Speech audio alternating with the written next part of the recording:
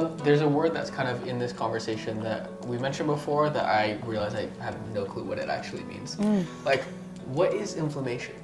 Like, I know that if I hit my finger, it gets inflamed, I think. But when we think about like inflammation in the body, what does it mean? How do I know I have it? What's right or wrong about having it?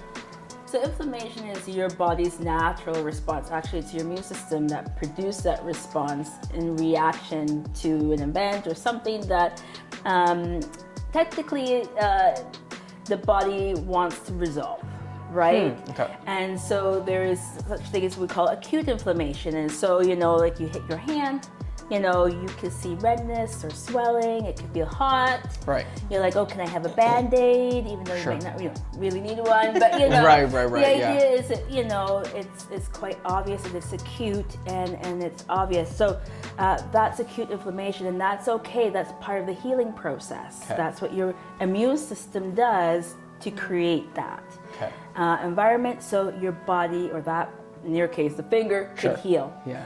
Now, the issue is when it becomes chronic. So chronic meaning the issue has not been resolved.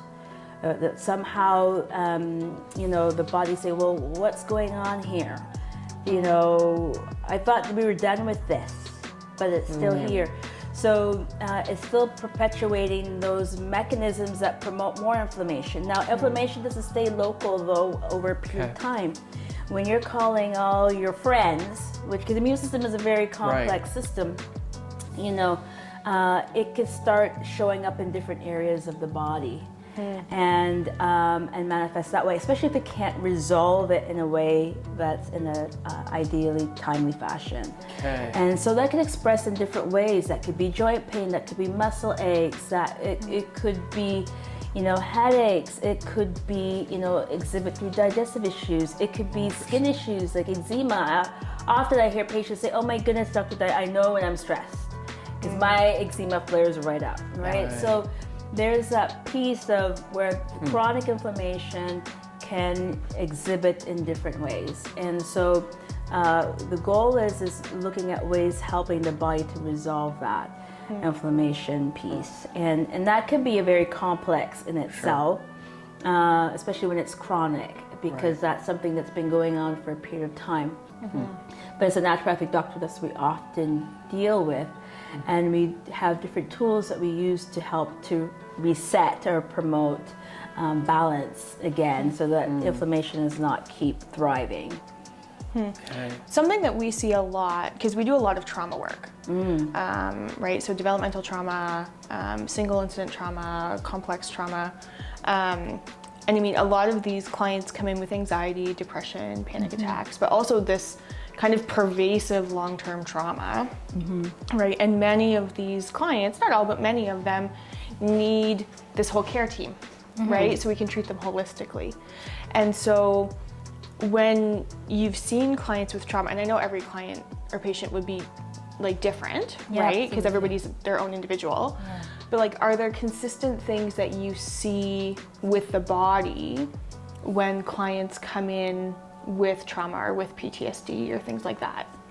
Usually it's, I mean, I said headaches again, but it's honestly it's headaches, body pain, difficulty sleeping. These are the but the body pain, probably, if I think, you know, if I'm thinking more about it, that's tend to be unexplained chronic, but they don't know why it's happening. It's happening out of the blue.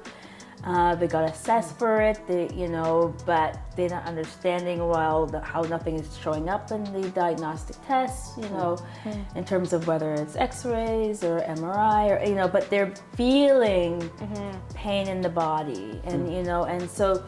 These are things that we often see, or I often see when patients present with trauma, is there's these unresolved physiological response. And a lot of times it manifests, like I said, headaches or body pain, things of that nature. And how do we go about doing that? And so really, it's still going back at the root of, okay, well, what are we addressing here? And when I think about trauma, I'm thinking about the fight or flight response. Totally. And so a lot of the symptoms that we're seeing manifested is in response of this prolonged fight or flight response. the natural response is that, okay, your mind is alert, your heart is beating, your lungs is expanding to get oxygen in, to help to bring, all the tools that the body needs to keep going. But that also includes muscle needs to be active. So you start seeing tension there, which is great, because if you have to run away or something, you don't want to have flaccid limbs, you'll be, falling on the floor. Right. So you're not going to go anywhere. You're not going to go anywhere very fast. So this is the thing, is that, trauma, and the symptoms I said in terms of the things like chronic pain, these are manifestations of a prolonged fight or flight response, where you're seeing those being manifested where the tension in the body is being held because the body's constantly think that it needs to defend itself, protect itself, even though the issue, the incident has been already occurred, but there still needs to be resolution with the after effects and what the person has experienced. Are there any common, like when people are kind of in that chronic fight or flight, is there anything that you consistently recommend for them? Not necessarily supplements or vitamins or anything like that, but is there anything that you consistently recommend to help them kind of come out of that fight or flight space? Deep breathing. As soon as you take a deep breath, that kind of, it's like a circuit breaker. Am I using the right terminology here? Totally.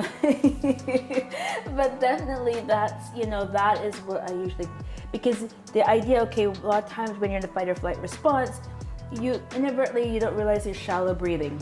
Yes. Right? And that is like, okay, well, when you're shallow breathing, it's less oxygen. Well, the body's like, we need more oxygen. The brain's like, I need that, to still be alert. And so you start to hyperventilate.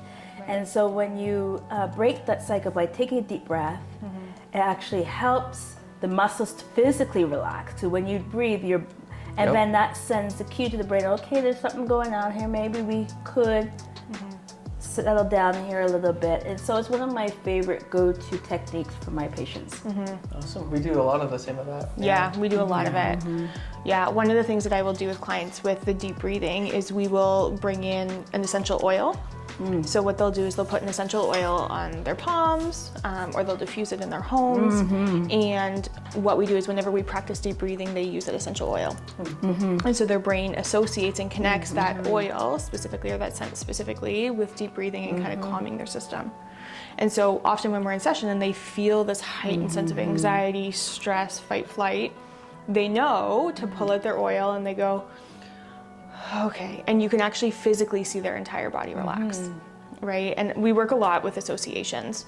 And so with the deep breathing, because oftentimes they have a hard time doing it on their own, it's kind of a nice little add-on that they can use to help kind of trigger that response of starting to breathe deeply.